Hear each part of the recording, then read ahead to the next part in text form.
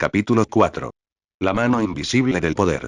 El levantamiento democrático en el mundo árabe ha sido una espectacular muestra de valor, dedicación y compromiso de las fuerzas populares, que ha coincidido, de manera fortuita, con un notorio levantamiento de decenas de miles de personas en apoyo de los trabajadores y la democracia en Madison, Wisconsin, y otras ciudades de Estados Unidos.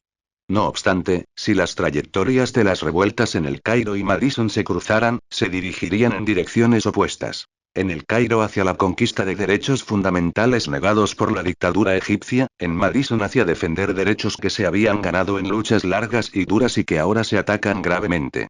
Cada una de estas revueltas es un microcosmos de tendencias en la sociedad global, que sigue caminos variados.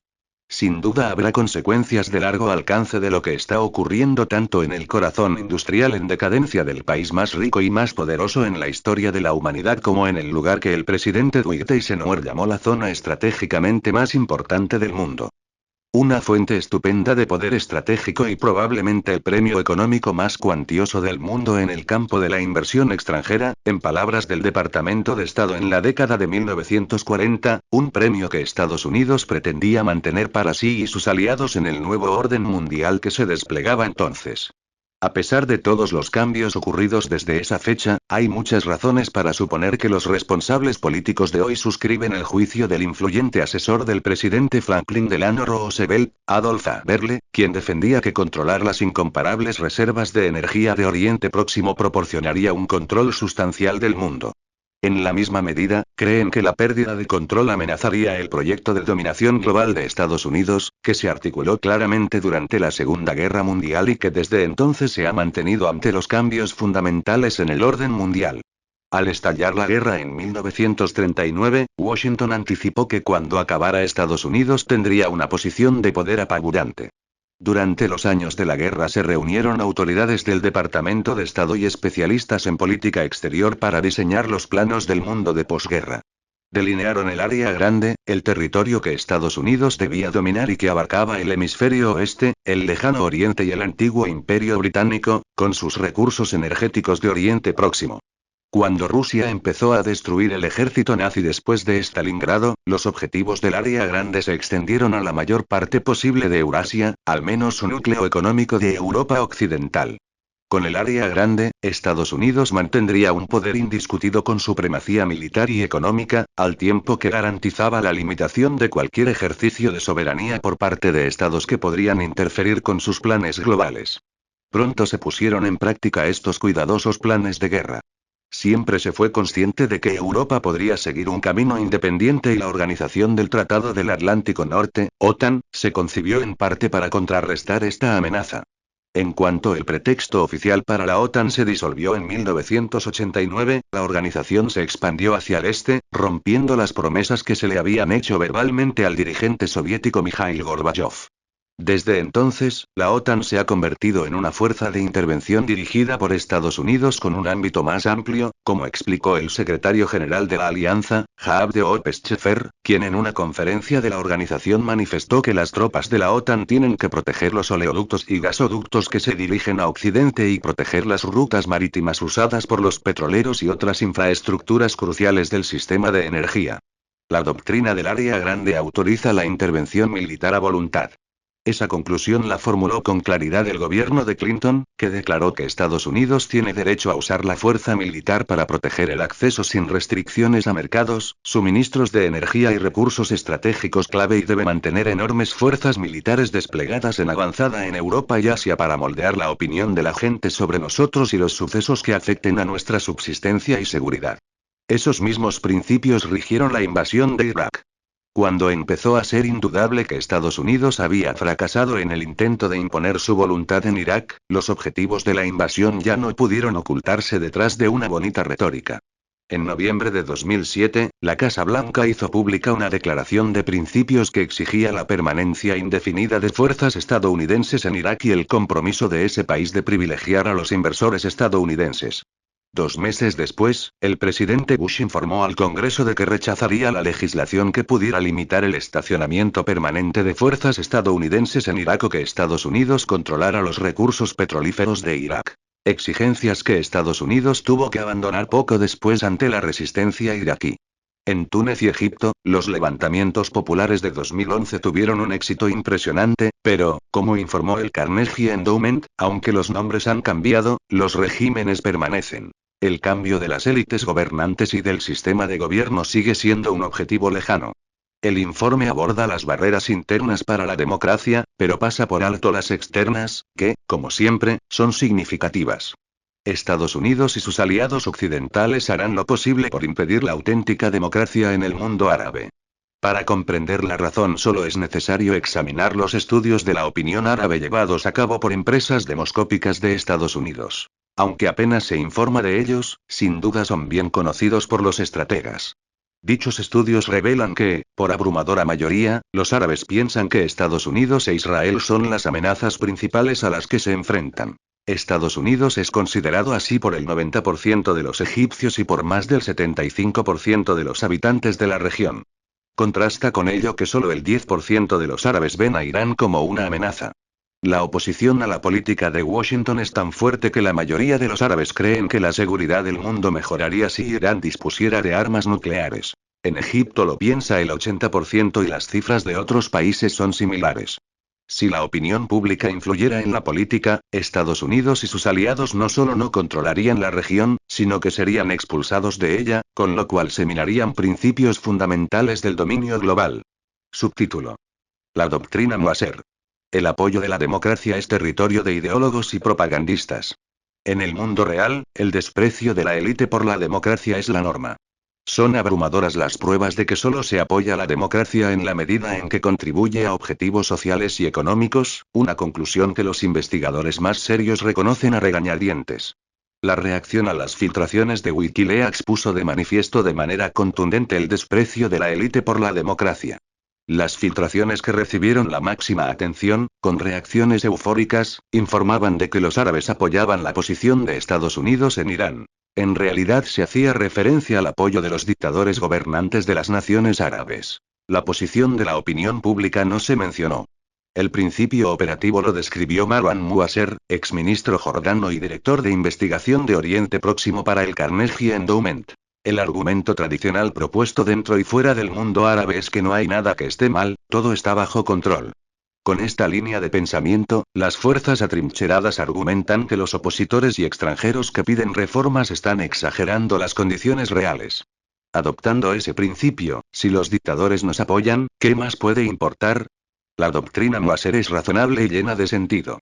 Por mencionar solo un caso altamente relevante, en 1958, en discusiones internas, el presidente Eisenhower expresó preocupación por la campaña del odio contra nosotros en el mundo árabe, no por parte de los gobiernos, sino por parte del pueblo.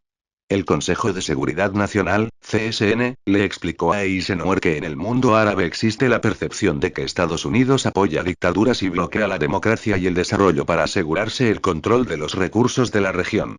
Además, la percepción es, en esencia, precisa, concluyó el CSN, y eso es exactamente lo que deberíamos estar haciendo, confiar en la doctrina Moasser.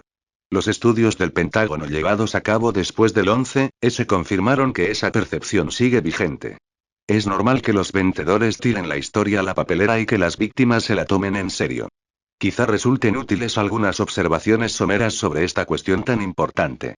No es la primera vez que Egipto y Estados Unidos se enfrentan a problemas similares y se mueven en direcciones opuestas. Ya ocurrió en el siglo XIX. Algunos historiadores de la economía han argumentado que entonces Egipto estaba bien situado para emprender un rápido desarrollo económico, al mismo tiempo que lo hacía Estados Unidos. Ambos poseían una rica agricultura, con mucho algodón, el combustible de la primera revolución industrial, aunque, a diferencia de Egipto, Estados Unidos tuvo que desarrollar la producción de algodón y su mano de obra mediante la conquista, la exterminación y la esclavitud, con consecuencias que son evidentes ahora en las cárceles y en las reservas para los supervivientes, que se han expandido con rapidez desde los años de Reagan para albergar a la población superflua abandonada por la desindustrialización. Una diferencia fundamental entre las dos naciones era que Estados Unidos había obtenido la independencia y, por consiguiente, gozaba de libertad para no hacer caso de las prescripciones de la teoría económica enunciada en su momento por Adam Smith en términos similares a los que se predican hoy para las sociedades desarrolladas.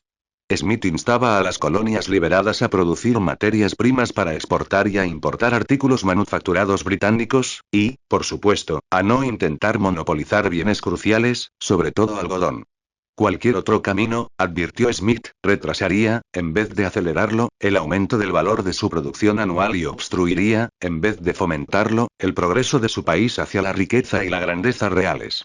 Habiendo conseguido la independencia, las colonias despreciaron ese consejo y siguieron un desarrollo guiado por el Estado similar al de Inglaterra, con elevados aranceles para proteger la industria de exportaciones británicas, primero textiles, después acero y otras, y adoptaron numerosos mecanismos para acelerar el desarrollo industrial.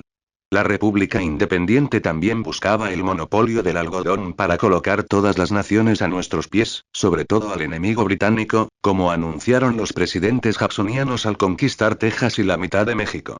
En cuanto a Egipto, el poder británico frenó un rumbo del mismo estilo.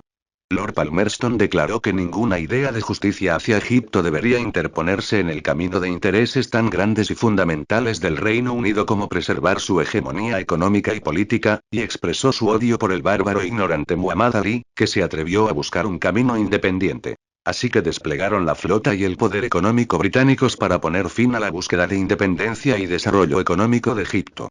Después de la Segunda Guerra Mundial, cuando Estados Unidos desplazó al Reino Unido como potencia hegemónica global, Washington adoptó la misma posición, dejando claro que Estados Unidos no proporcionaría ninguna ayuda a Egipto a menos que asumiera las reglas habituales para el débil. Reglas que Estados Unidos continuó infringiendo, ya que impuso altos aranceles para vetar el algodón egipcio y hacer que, al no disponer de dólares, Egipto se viera debilitado, según la habitual interpretación de los principios del mercado. No es de extrañar que la campaña de odio contra Estados Unidos que preocupaba a Eisenhower se basara en el reconocimiento de que Washington apoya de dictadores y bloquea democracia y desarrollo, como hacen sus aliados. En defensa de Adam Smith hay que decir que reconoció lo que ocurriría si el Reino Unido seguía las reglas de economía saneada, ahora llamada neoliberalismo. Advirtió que los fabricantes, comerciantes e inversores británicos podrían sacar provecho si se volvían hacia el extranjero, pero en ese caso Inglaterra sufriría. Smith sentía que los poderosos serían guiados por una preferencia por lo nacional que, como una mano invisible, salvaría a Inglaterra de los estragos de la racionalidad económica. Es difícil pasar por alto ese pasaje, la única mención de la famosa expresión mano invisible en la riqueza de las naciones. El otro destacado fundador de la economía clásica, David Ricardo, llegó a conclusiones similares, esperando que la llamada preferencia por lo nacional guiaría a los hombres ricos a contentarse con menores beneficios en su propio país antes que buscar que su riqueza rindiera más en naciones extranjeras. Y añadió que lamentaría ver debilitado ese sentimiento. Predicciones aparte, el instinto de los economistas clásicos era sensato. Subtítulo: Las amenazas iraní y China. El levantamiento democrático en el mundo árabe se compara en ocasiones con la Europa Oriental en 1989, pero con poco fundamento. En 1989, el levantamiento democrático fue tolerado por los soviéticos y apoyado por las potencias occidentales, que aplicaron la doctrina habitual. Se ajustaba claramente a los objetivos económicos y estratégicos, y era, por lo tanto, un logro noble, muy digno, a diferencia de las luchas coetáneas para defender los derechos humanos fundamentales en Centroamérica, en palabras del arzobispo asesinado de El Salvador, una más de los cientos de miles de víctimas caídas a manos de fuerzas militares armadas y preparadas por Washington. No hubo ningún Mikhail Gorbachev en Occidente en aquellos años terribles y no hay ninguno hoy. Y el poder occidental sigue siendo hostil a la democracia en el mundo árabe por buenas razones. La doctrina del área grande continúa aplicándose a crisis y confrontaciones contemporáneas. En los círculos de los responsables políticos y los líderes de opinión, la amenaza iraní se considera la mayor amenaza para el orden mundial y, por consiguiente, debe ser el principal foco de la política exterior de Washington, cuyos pasos sigue Europa educadamente. Años atrás, el historiador militar israelí Martin Van Crevel describió que el mundo ha sido testigo de que Estados Unidos atacó a Irak sin ninguna razón, como se demostró. Si los iraníes no hubieran tratado de construir armas nucleares estarían locos, sobre todo teniendo en cuenta que se hallan bajo constante amenaza de ataque, lo que viola la Carta de las Naciones Unidas. Estados Unidos y Europa se unen para castigar a Irán por su amenaza a la estabilidad en el sentido técnico del término, que significa conformidad con las exigencias de Washington, pero es útil recordar lo aislados que están. Los países no alineados han apoyado con firmeza el derecho de Irán a enriquecer uranio. La mayor potencia regional, Turquía, votó contra una moción para imponerle sanciones a Irán planteada por Estados Unidos en el Consejo de Seguridad. También se opuso Brasil, el país más admirado del sur global. La desobediencia de estos dos países condujo a una feroz crítica, y no era la primera vez. Turquía había sido amargamente condenada en 2003 cuando el gobierno, siguiendo la voluntad del 95% de su población, rechazó participar en la invasión de Irak, lo que demostraba que no comprendía la democracia al estilo occidental. Si bien Estados Unidos puede tolerar la desobediencia de Turquía aunque con disgusto, China es más difícil de pasar por alto. La prensa advierte que los inversores y comerciantes de China están ahora llenando un vacío en Irán en un momento en el que empresas de otras muchas naciones, sobre todo de Europa, se retiran y, en particular, que China está expandiendo su papel dominante en las industrias de energía de Irán. Washington está reaccionando con un punto de desesperación. El Departamento de Estado advirtió a China que si quiere ser aceptada en la comunidad internacional, un término técnico para referirse a Estados Unidos, y quien esté de acuerdo con él no debe esquivar y evadir las responsabilidades internacionales, que son claras, a saber, seguir las órdenes de Estados Unidos. Es poco probable que eso impresione mucho a China. También hay una gran preocupación por el crecimiento de la amenaza militar china.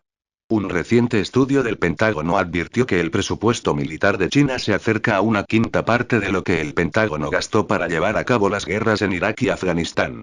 Aunque sigue siendo una fracción del presupuesto militar de Estados Unidos, por supuesto. La expansión de las fuerzas militares chinas podría impedir que los buques de guerra de Estados Unidos pudieran operar en aguas internacionales cerca de su costa, añadió The New York Times. Querían decir cerca de la costa de China, claro. Sin embargo, nadie ha dicho que Estados Unidos debería retirar las fuerzas militares que impiden que los buques de guerra chinos naveguen en el Caribe.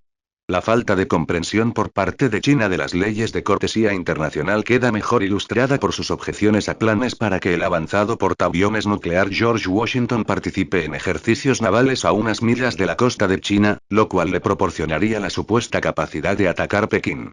En contraste, Occidente comprende que hay que llevar a cabo tales operaciones de Estados Unidos para defender la estabilidad y su propia seguridad. El liberal New Republic expresa su preocupación por el hecho de que China envió 10 buques de guerra a través de aguas internacionales hasta cerca de la isla japonesa de Okinawa. Eso es una provocación. A diferencia del hecho, no mencionado, de que Washington ha convertido la isla en una base militar fundamental, desafiando las protestas vehementes de la población de Okinawa. Eso no es una provocación, según el principio básico de que somos dueños del mundo. Dejando de lado la profundamente asentada doctrina imperial, hay una poderosa razón para que los vecinos de China estuvieran preocupados con su creciente poder militar y comercial. Aunque la doctrina del área grande todavía es la predominante, la capacidad de ponerla en marcha se ha reducido. Estados Unidos alcanzó la cumbre de su poder después de la Segunda Guerra Mundial, cuando poseía, literalmente, la mitad de la riqueza del mundo. Pero esa proporción descendió cuando otras economías industriales se recuperaron de la devastación de la guerra y la descolonización tomó su doloroso rumbo.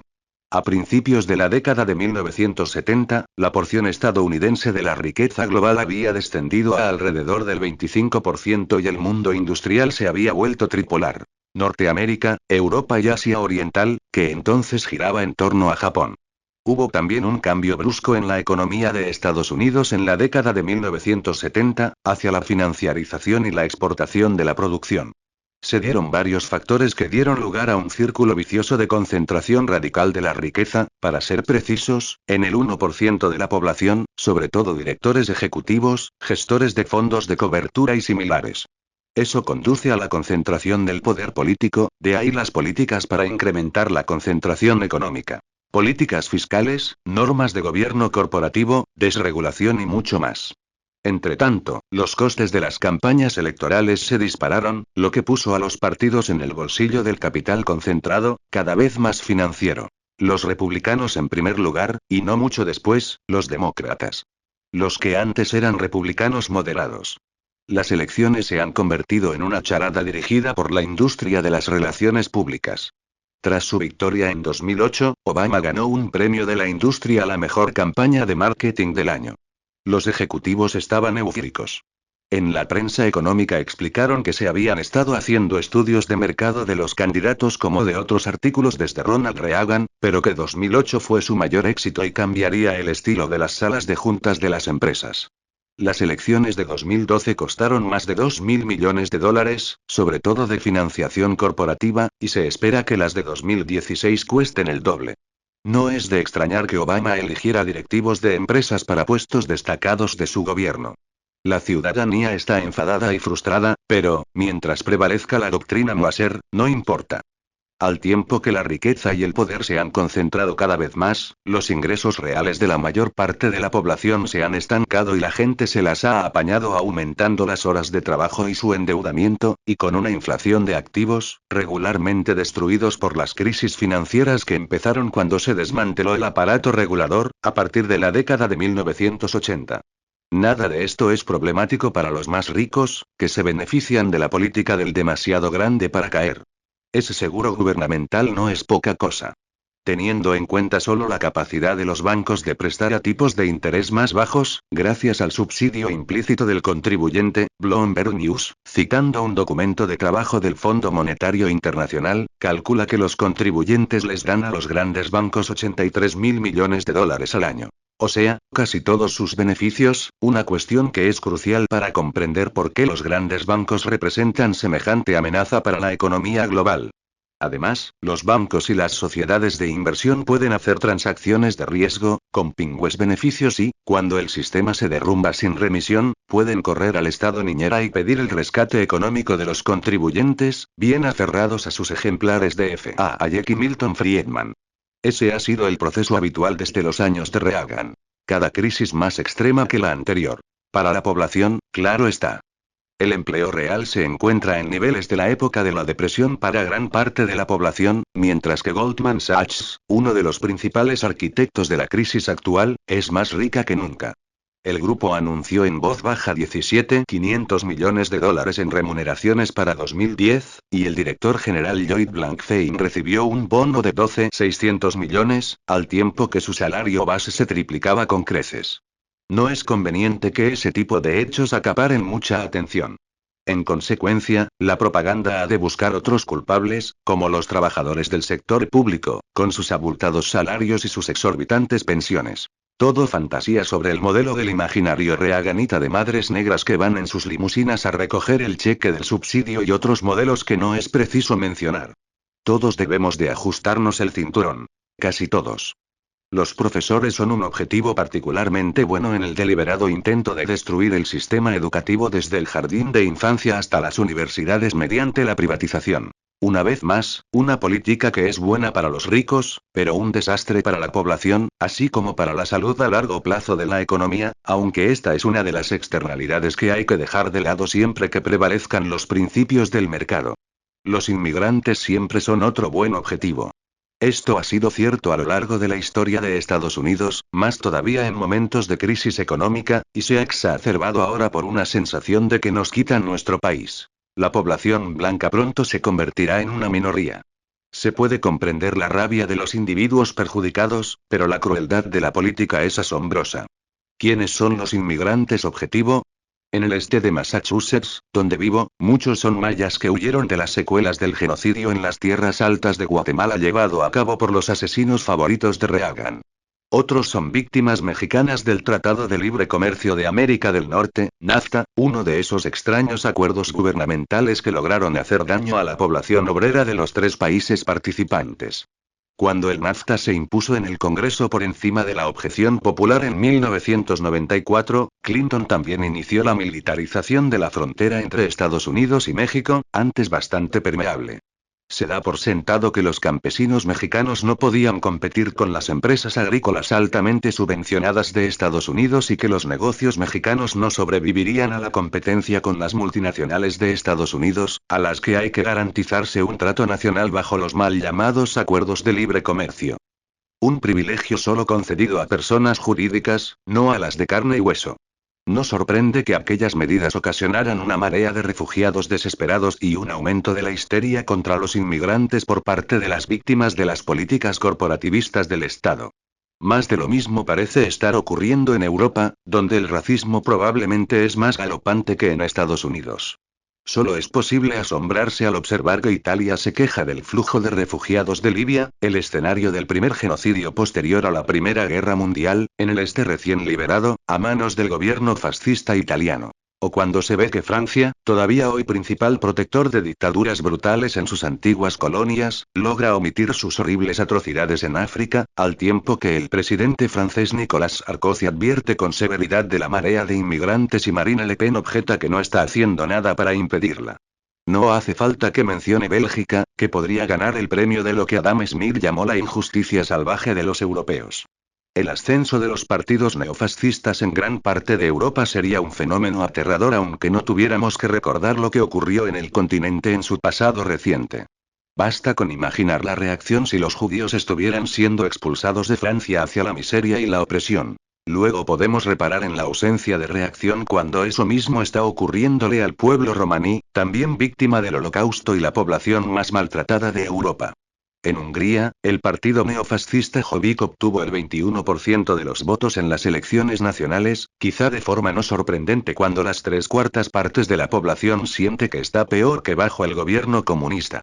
Podríamos sentirnos aliviados de que en Austria el ultraderechista Haider consiguiera solo el 10% de los votos en 2008, si no fuera por el hecho de que el Partido de la Libertad, que lo superó por la derecha, logró más del 17%.